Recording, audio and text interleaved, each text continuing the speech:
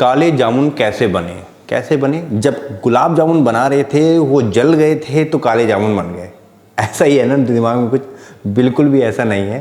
काले जामुन जलने से नहीं बने, बाकायदा उनको बनाया गया है अच्छी तरह से। और अगर काले जामुन जले हुए होते ना तो खाने में बिल्कुल अच्छे नहीं लगते हैं। इसलिए हम बनाने जा रहे हैं आज काले जामुन, और बहुत ही बेहतरीन तरीके से आपके काले जामुन बहुत ही बेहतर बनेंगे, परफेक्ट बनेंगे। तो चलिए बनाते हैं रेसिपी। कैसे हुए मेरे स्वाद के मित्रों, मैं शेफ भूपी आपका स्वागत करता हूं अपनी ऑनेस्ट किचन में। सबसे पहले चाशनी तैयार कर लेते हैं।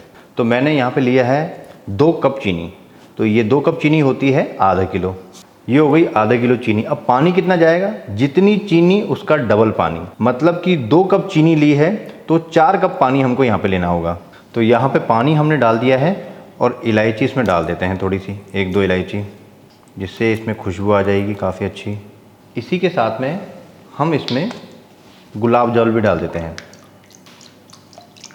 यहाँ पे हमने 1 छोटा चम्मच गुलाब जल भी डाल दिया है। अब इसकी बना लेते हैं चाशनी अपने काले जामुन के लिए। लेकिन वो ये है कि चाशनी यहाँ पे कैसी बनेगी? बिल्कुल पानी वाली। तो चलिए चलते हैं कुकिंग की तरफ। चाशनी में उबाल आ गया है और इस चाशनी को 1 तार 2 तार कोई नहीं बनाना, बिल्कुल पानी की तरह बस एक चीनी का घोल तैयार करना है। देखिए ऐसे बस अच्छी तरह से चीनी घुल जानी चाहिए, मेल्ट हो जानी चाहिए। तो यहाँ पे लगभग हम 2 से 3 मिनट अच्छी तरह से उबाल लेंगे। बस चाशनी हमारी रेडी है। इसके बाद में हम थोड़ी देर में बंद कर देते हैं। काले जामुन के लिए 100 ग्राम पनीर को हम ग्रेट कर लेंगे। अगर आप पनीर घर पे बनाना चाहते हैं, जिसको छेना बोलते हैं, सॉफ्ट वाला, वो भी कर सकते हैं। ज़रूरी नहीं है कि आपको पनीर ही लाना हो। अब ये होता है कि पनीर को थोड़ा सा हमको मैश करके मुलायम करना होता है, लेकिन छेने को मुलायम करने की ज़रूरत नहीं होती है। तो इसको अच्छी तरह से मैश करना है। जो पनीर अगर आप बाहर से लेके आ रहे हो, एक बात का ध्यान रखना कि उसमें वाटर कंटेंट बहुत ज़्यादा नहीं होना चाहिए। वो वाला पनीर तो बिल्कुल मत लाना जो पानी में ही होता है। इसको अच्छी तरह से मस लिए और बिल्कुल बढ़िया सा एक मुलायम डो तैयार कर लीजिए। और ये देखो कितना मुलायम हो गया है। इसका मुलायम होना बहुत ज़्यादा ज़रूरी होता है। मुलायम नहीं होगा तो गुलाब जामुन हमारे सही नहीं बनेंगे। अब ये गया हमारा 500 ग्राम फ्रेश खोया। और खोया कैसे बनाते हैं इसकी वीडियो मैं ऑलरेडी बना चुका हूँ। खोया बहुत ज़्यादा सॉफ्ट, मतलब गीला नहीं होना चाहिए, वरना फिर बनाते टाइम दिक्कत आएगी। तो पहले इसको मिक्स कर लेते हैं पनीर के साथ में। और ये देखिए, इसको मैश नहीं कर रहा हूँ मैं ऐसे करके, इसको सिर्फ मिक्स करना है। पनीर को खोए के साथ में अच्छी तरह मिक्स करना है ऐसे करके। ये देखो, तो चलिए बहुत अच्छी तरह से पनीर और मावा दोनों मिक्स हो गया है। अब क्या करना है? अब मिलाना है इसमें मैदा। तो मैदा हमने कितना लिया है? ये 1 कप भर के नहीं है, उससे थोड़ा सा कम है। अगर वज़न में बोलें तो ये 100 ग्राम है, मतलब पनीर के बराबर मैदा होता है।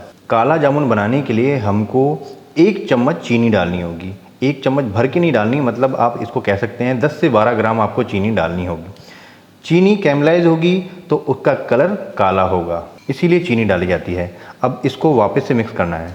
और मैदा मिलाने का जो तरीका है वो ऐसा होता है, देखिए मावे के साथ में सही ढंग से खेलना चाहिए। अगर मावे के साथ में सही ढंग से नहीं खेला तो मावा नाराज़ हो जाता है और घी छोड़ने लग जाता है। अगर उसने घी छोड़ने लग गया तो आपके ना काले जामुन बनेंगे ना ही गुलाब जामुन बनेंगे। तो यहाँ पे हमारा डो रेडी हो गया है, ये देखिए। अब बना लेते हैं इसके हम अपने काले जामुन। तो कितने कड़े बड़े बड़े बनाने हैं आप अपने हिसाब से देख सकते हैं। कढ़ाई कितनी बड़ी है उस पर भी काफ़ी डिपेंड करता है। बस कुछ नहीं, इस तरह से घुमाना है गोल गोल। और ये देखो कितना शानदार काला जामुन का शेप तैयार हुआ है। क्रैक्स नहीं है कहीं पे भी। क्रैक्स होंगे तो गड़बड़ हो जाएगी, सही ढंग से बनेंगे नहीं। आप चाहें तो 2 एक साथ भी कर सकते हैं ऐसे। हलवाई लोग जल्दी करने के लिए इस तरह से करते हैं। ये हो गए 2 एक साथ, सिंपल। अब इसको प्लेट में डालेंगे, लेकिन प्लेट में थोड़ा सा हम यहाँ पे मैदा छिड़क देंगे, जिससे आपस में चिपकेगा नहीं। तो ये थोड़ा सा हमने मैदा डस्ट कर दिया है, ये देखिए ऐसे। अब ये एक साथ नहीं बनाने हैं, जितने आपको फ्राई करने हैं उतने ही बनाने हैं। क्यों? क्योंकि अगर ये देखिए ऐसे रहेगा तो धीरे धीरे करके इसका शेप बिगड़ जाएगा। बना के नहीं रखना है। जितने बन गए वहाँ पे हमारी घी भी गर्म होना चाहिए, चाशनी भी तैयार होनी चाहिए। तो यहाँ पे हमने कढ़ाई ले रखी है, एक लोहे की कढ़ाई। और कढ़ाई का देखिए शेप कैसा होना चाहिए, ऐसा होना चाहिए। कढ़ाई अगर इस तरह की हुई, जैसे मेरी ये कढ़ाई है ये वाली जिसमें हमने चाशनी बनाई थी, ऐसी कढ़ाई में गुलाब जामुन घूमेंगे नहीं। ट्रेडिशनली कढ़ाई होती है उसी तरह की होनी चाहिए, बीच में से बिल्कुल गहराई वाली। तो इस तरह से हमको कढ़ाई लेनी है। तो यहाँ पर डाल लेते हैं हम घी। आप चाहें तो तेल का भी इस्तेमाल कर सकते हैं, लेकिन अब गुलाब जामुन बन रहे हैं तो देसी घी का ही इस्तेमाल करा जाएगा। तो यहाँ पे हमारा घी गर्म हो रहा है। घी को अच्छी तरह मीडियम हीट पे हमको गर्म करना होगा। घी हमारा यहाँ पे गर्म हो गया है, मीडियम गर्म। और कैसे चेक करते हैं, ये देखिए, एक छोटा सा डाल दीजिए यहाँ पे ऐसे करके, और ये देखो तेज़ी से बबल्स नहीं आ रहे, हल्के हल्के करके ऊपर आएगा वो अब आया ऊपर, मतलब ये परफेक्ट गर्म है। तो हमने एक बैच यहाँ पे रेडी कर लिया है, ये रहा, और बाकी अभी हम बनाएंगे। तो इसको हटा देते हैं। अगर आपको ऐसा लगता है कि घी की आंच ज़्यादा है तो आप गैस की फ्लेम को बंद भी कर सकते हैं। तो यहाँ पर आराम से डालिए, इस तरह से एक एक करके डालना है, एक एक करके डालिए, या एक साथ डालना है तो एक साथ भी आप इसके अंदर डाल सकते हैं। तो यहाँ पे ये देखिए, मैंने गैस की फ्लेम को बंद कर दिया है और इस तरह से ऊपर से हल्का हल्का प्रेस कर रहा हूँ। ऐसा क्यों कर रहा हूँ? ऐसा करने से जो गुलाब जामुन होंगे वो कढ़ाई से भी टच नहीं होंगे और ना ही हमारे ये झर से टच होंगे, तो उस पर निशान नहीं बनेंगे। बड़े कोमल है ना, अभी उसकी जो ऊपर की सरफेस है वो अभी हार्ड नहीं हुई है, इसलिए हमको ये वाला स्टाइल करना होता है। यहाँ पे हमने गैस की फ्लेम को ऑन कर दिया है और ये लगातार, ये जो प्रोसेस है ऊपर से इस तरह से दबाने का, ये हम लगातार करे जा रहे हैं। इसको लगातार करना है कम से कम 5 से 6 मिनट, जब तक कि हमारे गुलाब जामुन ऊपर तैर के नहीं आ जाते हैं। तो हमारे काले जामुन ऊपर की तरफ तैरने लग गए हैं। तो अब इनको रोटेट करना होगा ऐसे करके, ये देखिए, हल्के हल्के हाथों से। अभी भी इसकी सरफेस बहुत ज़्यादा टाइट नहीं हुई है, फ्राई नहीं हुई है। इसको बिल्कुल हल्के हल्के हाथों से, बहुत ही नाजुक काम है कहने का मतलब। तो यहाँ पर कलर देखिए कितना अच्छा आने लग गया इसका। अभी तो ये नॉर्मल कलर है, धीरे धीरे धीरे करके डार्क होता जाएगा। और ये डार्क कैसे होगा? जलाना नहीं है इसको। जब गुलाब जामुन काले हो जाते हैं तब काला जामुन नहीं बनता है। उसके अंदर जो चीनी डली है वो कैमलाइज होती है, वो अपना कलर को डार्क करती है, उसके बाद में काला जामुन बनता है। और काला जामुन और गुलाब जामुन के बीच में एक डिफरेंस और होता है, सिर्फ कलर का नहीं होता, एक अंतर और होता है। जो काला जामुन होता है उसकी जो सतह होती है ऊपर की, वो काफ़ी मोटी होती है। ये बहुत बड़ा अंतर है। तो यहाँ पे देखिए, अब गुलाब जामुन काला जामुन की तरफ बढ़ते ही जा रहे हैं और इसको बिल्कुल छोड़ना नहीं है, लगातार स्टर करना है। यहाँ पर बिल्कुल नहीं छोड़ना है हमको, लगातार इसको चलाते रहना है, क्योंकि चारों तरफ से जब घी लगता है ना गरम गरम, तो बिल्कुल एक समान इसमें कलर आता है। तो ये वाला इम्पॉर्टेंट टाइम होता है कि इसको बहुत ही ध्यान से करना होता है। तो यहाँ पे गैस की फ्लेम को मैंने थोड़ा सा मीडियम रखा है अभी, और ये देखिए लगातार इसको स्टर करते जा रहे हैं। और कलर देखिए इसका कैसे डार्क होता जा रहा है, मतलब अब आराम से नहीं, मतलब इसकी सरफेस काफ़ी हार्ड भी हो गई है। ऊपर से जो सरफेस गुलाब जामुन की होती है वो सॉफ्ट होती है, काला जामुन की जो सरफेस होती है बाहर की वो थोड़ी सी हार्ड होती है, तभी तो उसको खाने का मज़ा अलग होता है। और ये हो गए हमारे काले जामुन का कलर, बहुत बढ़िया आ चुका है। तो चलिए अब इनको निकाल लेते हैं और सीधे गुनगुनी चाशनी में हम डालेंगे। चाशनी ठंडी नहीं होनी चाहिए और बहुत ज़्यादा गर्म भी नहीं होनी चाहिए, गुनगुनी होनी चाहिए। तो इसको निकाल लेते हैं, गैस की फ्लेम ऑन ही रखेंगे। ये लो जी, इसको निकाल लेते हैं। पहले इसमें डाल देते हैं, उसके बाद में फिर चाशनी में डाल देंगे। और ये गए अपने चाशनी के अंदर।